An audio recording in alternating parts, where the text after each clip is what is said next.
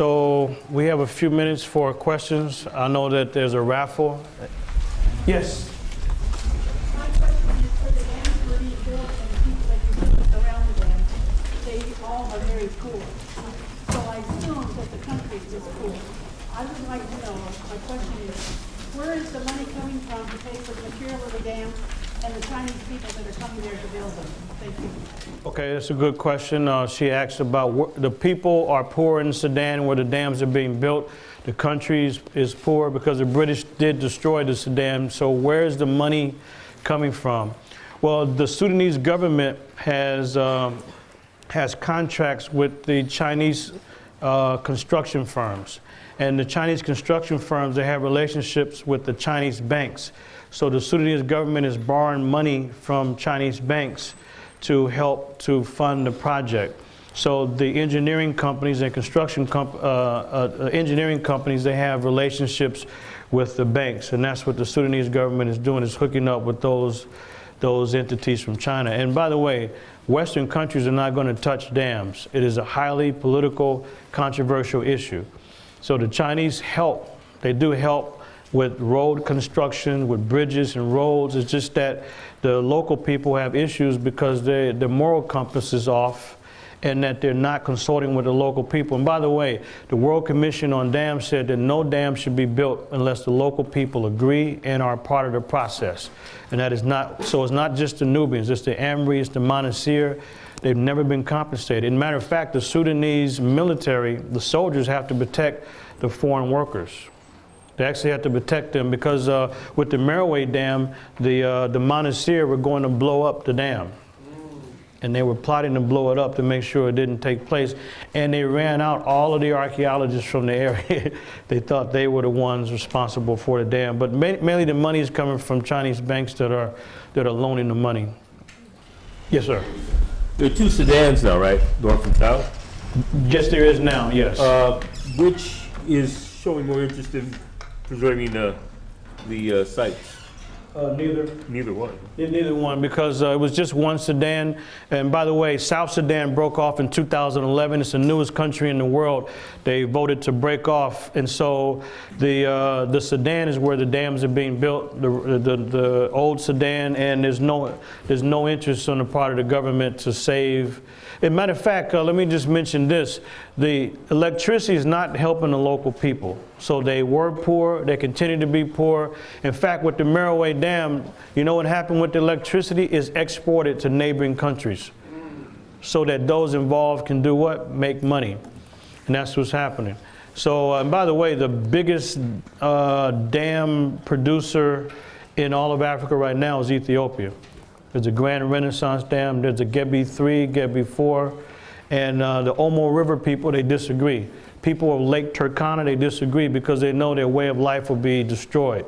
They live by the river, they live off the river, they live off of the lakes and the fish and the ecology. So all that's being changed. So just keep in mind, it's not those of us in the West trying to speak for those in those areas. These are people who are looking for allies. Like, for example, there's a Friends of Lake Turkana, where you have an indigenous lady from Kenya that organized that in order to help protect their livelihood and their environment. But right now, there's no resistance at all at the government level. But working with Mr. Mohammed, that's the best enroll we have with NCAM.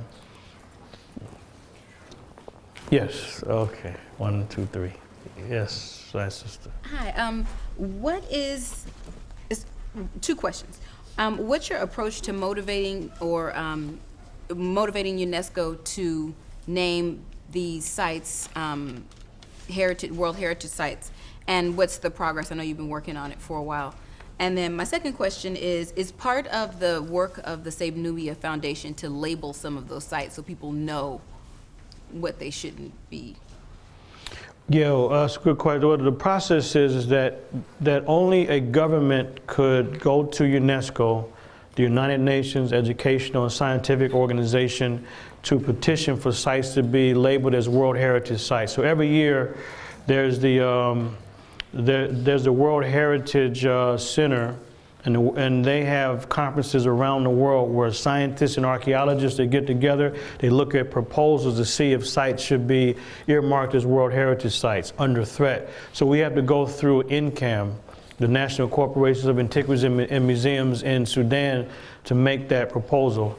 And so right now it's a long process because you have financial interests in place who are not interested in preserving anything. So it's the Bashir government. Some of you may know about Bashir. He does what he wants, the way he wants. And that's part of the problem. So we've made progress because the main thing is to give an incentive for them to do that. So what is the incentive? Why would NCAM want to help us? Because that's their job. They're archaeologists. So these people are not really benefiting from dams. So the issue is that what would be the incentive for the Bashir government to assist? Well, if the artifacts are flooded, then how can you preserve the evidence? You preserve the evidence by building what? Museums to house your artifacts in.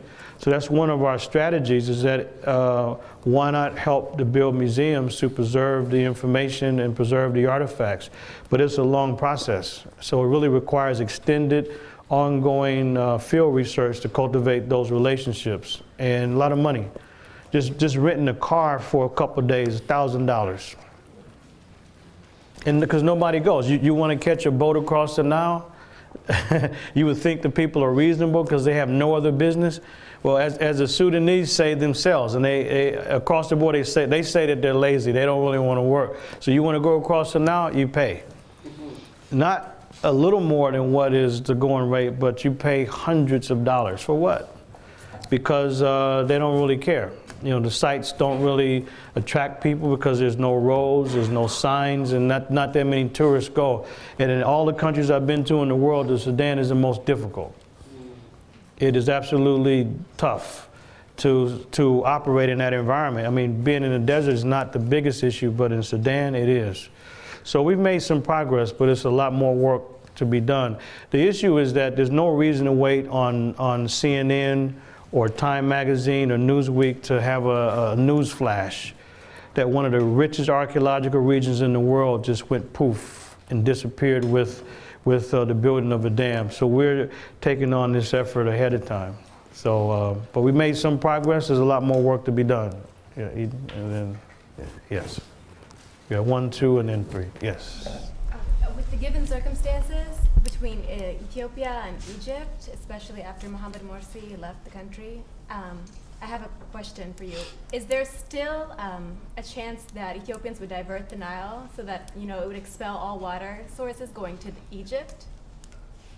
Okay, yeah, so Egypt is threatened to go to war with Ethiopia because Ethiopia is upstream. So as the water runs down to Egypt, Egypt wants to use the Nile the way they want to. But the British controlled the area. They controlled Egypt and Sudan, and so because the British use Egypt as their base, they set up water rights treaties whereby Egypt can use as much water from the Nile as they want. So now that the countries are free and independent, they don't respect these old treaties. They said, no, we want to use the Nile the way we want. So the Ethiopians have a number of dam projects that they're building, and Egypt is not simply complaining, they actually threaten to go to war. I don't know if they'll carry it out, but they're threatening to go to war with it. But I think Ethiopia said we're going to do what we want to do. So we'll see. But there's a group of 10 Nile Basin countries that they have a Nile Basin initiative where they discuss these things, but Egypt doesn't want to discuss it. They want to fight over the water. So there's water rights that have to be looked at. It's interesting when you look at this. So nobody has an issue with electricity. The issue is how is that electricity generated? Why not create solar panels, wind turbine? There's also microhydro. Microhydro is used around the world. But that's not the case in Sudan because it's not as profitable for those involved. And that's really what it comes down to. So we'll see what happens in the Nile Basin initiative, but Ethiopia is standing its ground. They want to build the dams. Yes, ma'am. I have 2 questions. My first one is, you were talking about the profits of the dams, so where do those profits go? Do they actually go to the country? Are they going to the engineering company, Chinese So one, where's the money going? And the second is you said that legally they cannot build the dams without the permission, but is this one of those legal, there's no entity to enforce that? Is this like a UN international law situation? And how, like, have you guys tried to approach that in a position of getting something like the UN or Geneva Convention or something of that sort to enforce those laws being applied, or is that even possible? Okay, so the first question, the money is going to the Chinese construction companies. The contracts have already been signed, but they're also going to the Bashir government. That's where the profits are going, because that's why they're exporting the energy. It's not even helping the local people who have received no compensation at all. And your second question was? The legal issue. You Oh, said okay. it's illegal, but it doesn't seem to be something that's actually enforceable. Like, who is it? Is it just on, like, is it on paper? Where This is it on paper? This is on paper. The World Commission on Dams got together in the year 2000. They looked at 1,000 dams around the world and saw that large dams, by and large, they don't help the local population. They displace them further. And so they argued that this has hurt local communities and that the people should be involved. But nobody's going to stop Bashir. The U.S., by the way, has said that he was a criminal. Some of you might know about the war in Darfur, you might recall.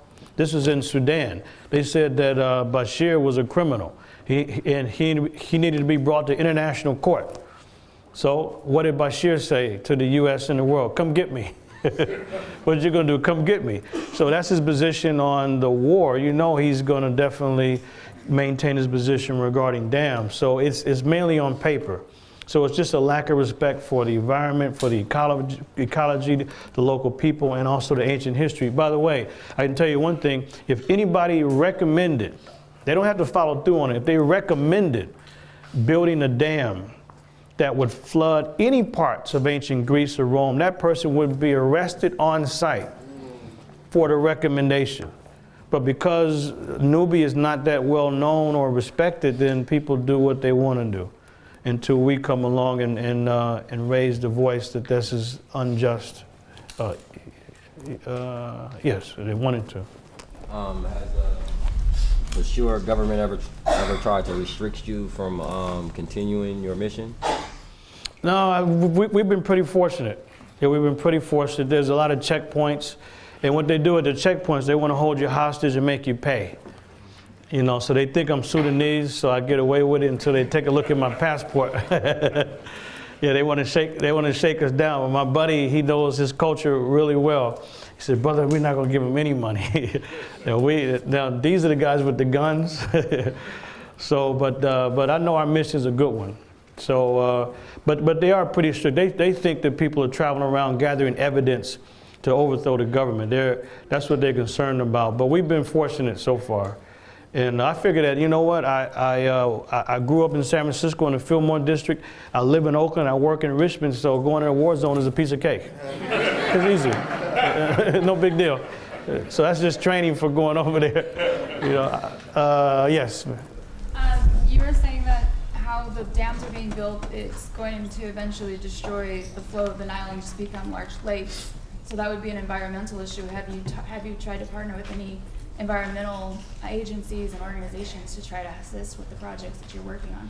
Yeah, we've reached out. So far, our best working relationship is with International Rivers, and in fact, International Rivers is based in Berkeley, and they're probably the world's leader, or one of the world's leaders, dealing with the environmental and the ecological impact of dams, and also how they displace local people. So it's just a matter of us getting more support and people using their own contacts.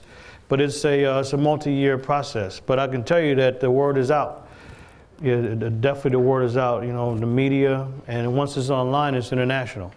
And so we got a call, like for a lady from Time magazine, wanted to interview me about the project and what's happening in Sudan. So as long as we continue to make those inroads, we'll make progress. So people often ask, well, what can I do? Well, there's two things you can do. Number one, tell everybody you know. It's free to talk. It's free to forward an email or go to Facebook and inform somebody. So we need time, we need talent and resources. That's it. If you don't have the time, maybe you have the resources. If you don't have the resources, you have the talent. So anybody can contribute to the cause. And by the way, this is an international movement. Not only with what we're doing, there are indigenous groups around the world that are looking to preserve their way of life. You look at the people in Brazil. You look at the Belo Monte Dam, that the local people actually stopped a major dam project there. This is also happening in Mexico, it's happening in China, other places. So it's not just what's happening in Africa, but there's other parts of the world as well. I know that our life is comfortable sometimes for some people, and you tend to forget. But I was telling one of my classes, I'll tell you one thing, you travel like I have to 19 countries, you better know what's happening, because people will ask you, what's your position on your government's policy? And you can't say, well, I don't care, I'm here on holiday. No, you better have an answer. People will attack you. I mean, in Sudan, this guy was animated. He was upset. He was mad. He wanted an answer. I remember when I was living in London, a guy, this is a guy who, he is amazing. This guy, he thought I was working for the CIA. And he said he was gonna kill me if I went, he said he was gonna kill me if I went to Addis Ababa, to the Ethiopian capital. I had just come out of the library. He said he asked me, what was I doing? I said, I'm doing research, and I was excited because I had all my papers with me. I made a lot of photocopies. This is back in 1989 and 90. He said, well, you work for the CIA. It doesn't matter what you say. If you come to my country, I kill you. And I said, okay. Now, I told you a minute ago I was from the Fillmore district. So I said, I was in a good mood. I told the guy, I said, well, first of all, I don't work for the CIA. I'm doing research on African culture. But he persisted. And so finally I told him, I don't need to go to Addis. I'll deal with you right here on the steps of the library. So he jumped back. So I deal with you right now. But this guy was upset and animated because he thought somebody was involved with U.S. policy. I can tell you many situations where you need to know. And if you think it doesn't matter, then travel and be naive and see what happens. People won't deal with you. So that's really where things are. So I think that's about it, and appreciate your time. Thank you.